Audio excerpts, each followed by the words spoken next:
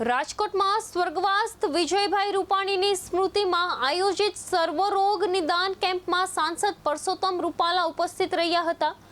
વિજયભાઈ રૂપાણીના પરિવાર દ્વારા આયોજિત આ કેમ્પમાં રાજ્ય સરકારના મંત્રી પ્રદ્યુમન વાજા, ધારાસભ્યો અને અન્ય આગેવાનો પણ જોડાયા હતા।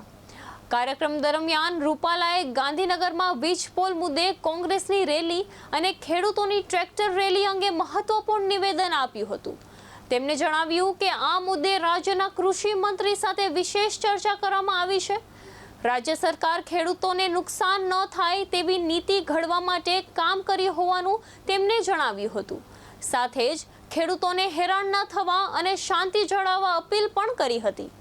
વિજય રૂપાણી ફાઉન્ડેશન દ્વારા આજે સર્વરોગ નિદાન કેમ્પનું અહીંયા આયોજન થયેલું છે।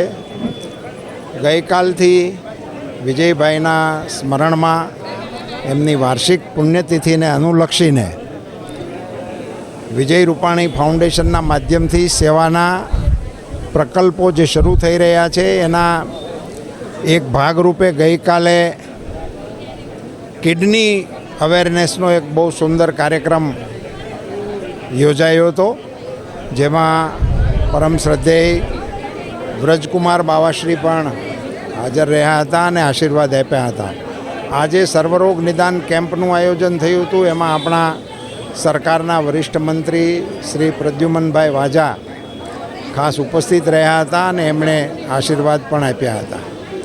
ઇન્ડિયન મેડિકલ એસોસિએશન અને વિજય રૂપાણી ફાઉન્ડેશનના માધ્યમથી સાધારણ લોકોને માટે આરોગ્યની એક ઉત્તમ સુવિધા આજે ઉપલબ્ધ થઈ રહી છે, એની શુભકામનાઓ।